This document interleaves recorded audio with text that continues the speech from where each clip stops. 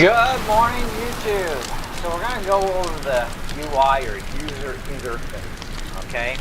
We're going to start at the top here. Press U on your keyboard. This is the gem shop. This is where you can use gems, okay, to purchase stuff should you need to or choose to, but likelihood is, but the only thing you might have to buy is the underwater scooter. Otherwise, you can pretty much get everything else within the game, okay? By loot chesting and killing the crap out of zombies and raptors, okay, etc, etc, okay? Getting gems. Every day there are 3 gems that we can get. We get the daily reward, which just click on it, and look, you got a free gem. Okay, daily treasure. Find it, open the chest, and oh, you got another free gem. Daily trade.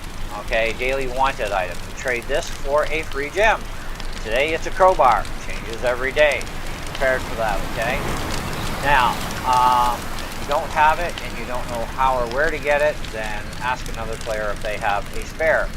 We are here to help each other after all, okay? So this is another reason why you become friends with as many people as possible, which is also really good for straight out communication between just you and that person instead of through the whole bloody game, okay? So I think that was a good idea that they did that option either way, okay? It does make life a lot simpler, because I like to talk to a specific person, and if I'm in that mode where the message goes to the whole game, well, that person may not necessarily get that message, okay? Or maybe you want to say something specific to that person. It's better to do it between just the two of you, okay? So that's another thing. Make as many friends as possible. And I've made a crumload of friends on this board, okay? You can be a supporter, get a VIP pass, you can look into that yourself, blah blah blah, buy specific amounts of gems. You have to buy credits to purchase gems, okay? It's weird, I know, but that's how they did it. Anyhow, so, moving along, F5, social and games, okay? Join the Discord, okay? They got a few different ones here. Sneak previews, future updates, exchange tips and tricks with other survivors, and suggest features you'd like to see. Blah, blah, blah. Okay? So there you go. Do that. Holding down the shift key. Okay? To hold that down, you just hold it down. We're not going to get a pop-up window. So when you're running, you can sprint. When you're flying, you can gain a little bit of extra speed holding down the shift key. I thought, oh, that's kind of really cool. So it's like, I can get there a lot faster now. Yes! Anyways, but you do use up your stamina faster too. That's the other thing, right? Now, I boost the hell out of my stamina and my health, okay? I need to survive. Not only does things get harder as you level up, you get more health damage to you in fights and stuff. As you level up too, so it's kind of one of those things, I guess. You can set your statistics by eating certain foods. We'll talk about that. Now, E and I, the E key or the I key on your keyboard opens and closes your main inventory. This is your main inventory you carry with you, and any bags that you've acquired, okay, which helps you to carry other stuff with you at all times, okay? So, and then of course we have scuba tanks, transporters, etc. Okay? So that's what the bags are for. So you can carry more. Now, in my case, I have so many bags, I can carry 2 clips of ammo here, and I have 4 free slots for picking stuff up as I go. And once my inventory gets full, because I've stuffed those slots, I have to move that stuff into the corresponding bags where I've chosen to stash them. I also have stash boxes. I am level 20, so I have 4 stash boxes. Each stash box has 20 slots, and all my boxes are pretty much stuffed to the gills right now, except for one has a few slots left. I really need to be a supporter and pay for the game, and then I can get double that stash in my stash boxes at the base here. Okay, so that's how that works.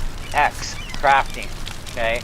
Now, until you've maxed out at level 20, which is our current highest level, and that level is based upon I believe nothing more than your base camp, because the game does not end and it's not beatable, and there's always stuff to collect. There's always changes going on to the island too.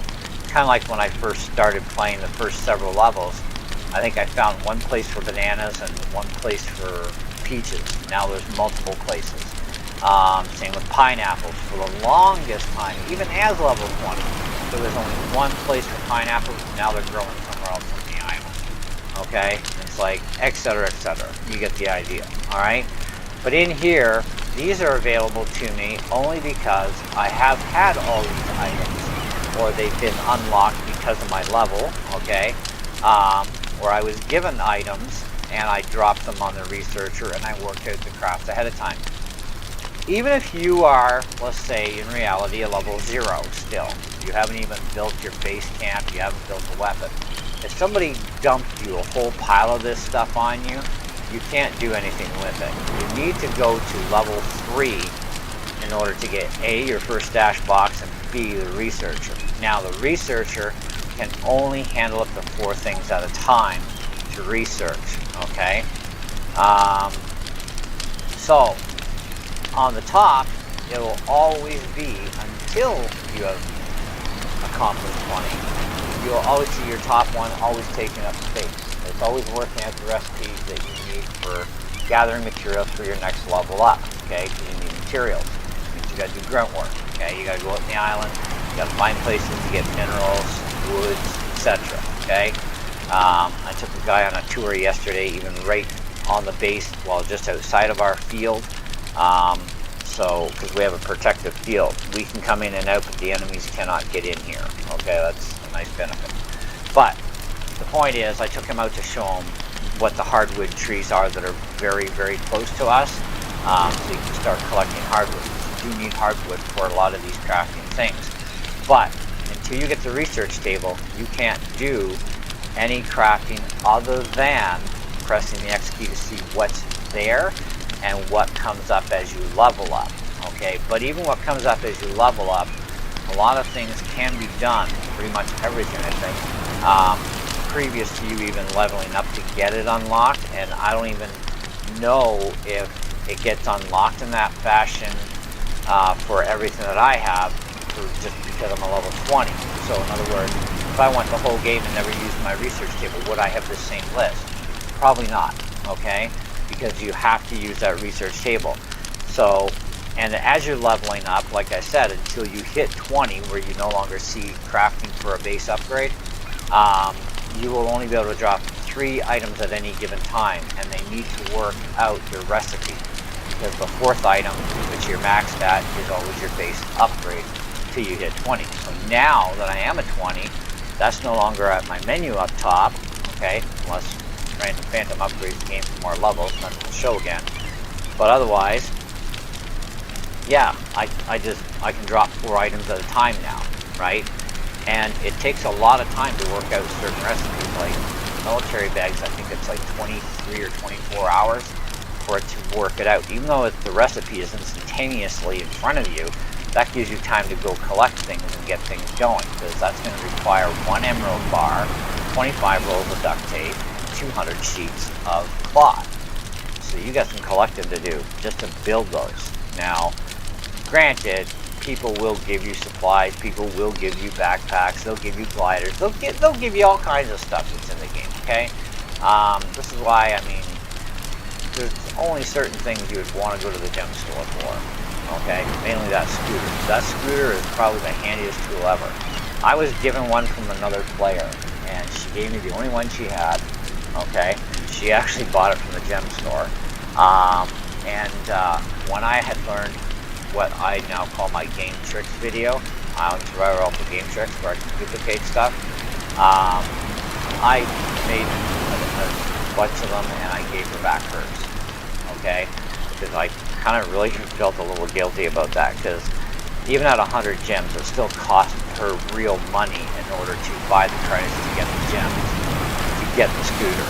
So I thought, yeah, I'm going to give it back to her, you know, and now I know how to, you know, do certain things in the game I never knew how. Yeah. fair's fair. Give it back to her. So anyway, I made her happy, and that was good because it made me happy to make her happy, and I was happy when she gave it to me because it really helped save my butt. So yeah, anyway, so moving on. So we got the E and the I figured out, right, for the inventory in and out, right? X is crafting. We've got the crafting area figured out. Okay, once you have all the items. Now, the deal with crafting, whatever amount of items they require, you must have the amount and those items. They need to be dropped into your main inventory here. You need to pre-slot at least one to create that item. Okay, so for the military bags, it takes 3 items. I have 4 slots free. I dump those 3 items in, and the quantities that are required, and then I press the craft button, and it makes me a military backpack. Okay, so it only takes a couple seconds to do it. Voila, it's done. Okay, working out the craft recipes, that's the long process. Making the stuff, once you have the items, that's fast as heck. It's like, poof, done. Okay, loot. Why this shows up, I don't know. We get it when we kill stuff, collect stuff, it just automatically pops. I don't know why we need manual access, but it's there. The map, okay? This is the entire map of the island, all right? Now, where you are at, you can zoom right in with your wheel on your mouse. I have no idea how you controller people survive, but keyboard, mouse, yeah, that's where I'm at. Anyway, so this shows my property. And you can see I have 20 plots. There's my entire building. Here's me on top. Okay, and you can kind of sort of see me a little bit. There's our fresh water supply. There's only a couple fresh water supplies, period, on the island. Okay, now these are, you can actually go fishing in them. There's fish in them. It's kind of weird. There's fish everywhere where there's water. There's fish, and it's like, that's amazing.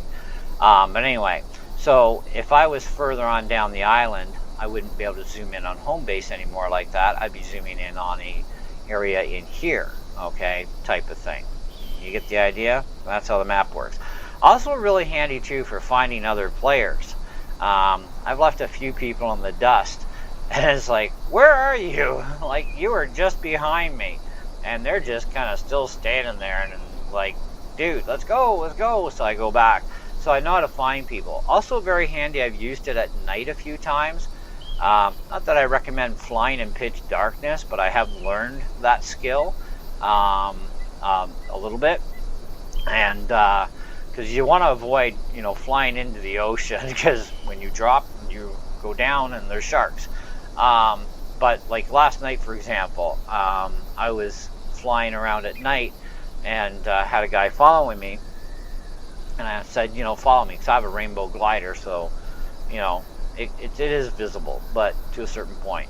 Anyways, but even when I was by myself, I was flying around, right? And I thought, okay, I need to get back to base. It's pitch black, okay? Nighttime does change here. Sometimes you get some light, other times you can't even see your hand in front of your face, okay? It is that bad out there, okay? So I was flying in pitch black, couldn't even see, and I had a good idea of where things are to a certain point, that I'm not going to run into a mountain. At least if I do, I'll stop, which is kind of good. But I was able to use the map to guide my way. So I would go in map mode. Now in map mode, I'm only using my A and D keys for left and right. I'm still going forward all the time no matter what when I'm flying with the glider. Okay, so it does come in handy at times once you've learned the terrain well enough into that kind of same course area. You kind of know what's going to be coming up, right? So anyway, you're going to land once or twice maybe on your way to back to base. So there you go. A little bit of extra for you. Survival guide, F1. This is the very first button everybody should push as soon as they join the game, okay? Because this is going to give you the basics at least, okay? Because some people are like, I don't know what to do. Press F1 on your keyboard to start with, click on basics, and that's going to give you some basics. Read that over pretty quick, and then you got to kind of know, right? Now, the other thing too is I'm a very helpful person, okay? So don't ever take offense if you come onto this game and you're a newbie and I see you trying to jump up on a bloody coconut tree trying to get coconuts that you're not going to get, and I come and cut them down on you, okay? I am there to help you to gather wood and gather food, okay? And believe me, not everybody will be this generous to you when they see you pop up on the board. We got a guy here, I might go see him shortly. Now, I want to take you over to the fresh water. Now, before we do that, F2, okay? I'd probably leave this alone, especially the locking the server and resetting game progress, okay? I'm a level 20, I got a crap load of stuff. I cannot afford to click on this button or I am screwed, because that resets you to, you just joined the game, and everything is gone, okay? So, there's no need to do that. I don't know why we have that button.